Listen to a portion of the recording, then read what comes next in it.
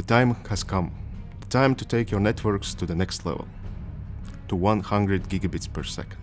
And what better way to start this journey than with your main core router, the Cloud Core router. I'm proud to introduce our new flagship product in a second Cloud Core router series, CCR2216. Let's jump straight ahead to the specifics.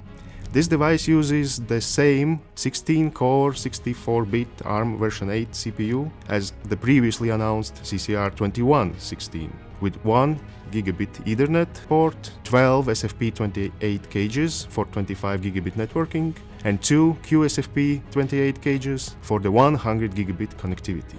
And all that comes in standard 1U rack mount form factor. Off to a good start with 600 gigabits worth of ports there. Now we all know there's no general purpose CPU that possibly can handle all that traffic, right? Especially when some packet processing is required. You would need a dedicated ASIC for that. Don't you worry, I got you covered. Let me introduce you to the main part of this device.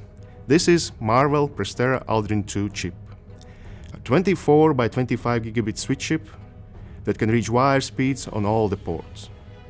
But that's not all. It has an impressive set of Layer 2 and Layer 3 hardware offloading capabilities. The most common features already implemented in Router S version 7, and we are working day and night to implement even more. So, 24 25 gigabit lanes. 12 of those connect to the 12 SFP28 cages for 25 gigabit networking. 8 lines connect to the 2 100 gigabit QSFP28 cages, and 4 lines connect to the Amazon Annapurna Labs 16-core CPU. And this is the reason why this model is called 2216, not 2116. Instead of 4 10G lines to the CPU, this switch chip has 4 25G lines to the CPU.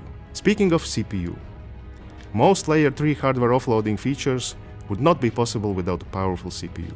It keeps track of all the connections offloaded and not, and makes adjustments in real time. Since the amount of the connections that can be hardware offloaded is limited, the CPU has to decide which connections need to be placed into hardware offloading and which connections need to be taken off and processed by the CPU itself. And there's the cool part. Even on its own, without all the switch chip hardware offloading features, this 16-core CPU can still trade blows with 72-core tile CPU from our previous flagship, the CCR1072. But the new switch chip combined with the new CPU dominates over previous flagship. With the new CCR you are getting the performance of the whole fleet instead of just a single flagship. And CCR2216 will only get better with time. It should already be the best router in your setup by a wide margin, but with upcoming Router S updates and new hardware offloading features unlocked, it will get even better in the future. This mighty board comes with 16 GB of RAM, a decent NAND storage, 2 M.2 SATA slots. There are 4 hot swappable fans, as well as 2 150-watt power supplies. Can't go wrong with dual redundancy. These power supplies might be familiar if you have used CCR1072 before. The new board takes only 80 watts of power plus whatever power the SFP modules use.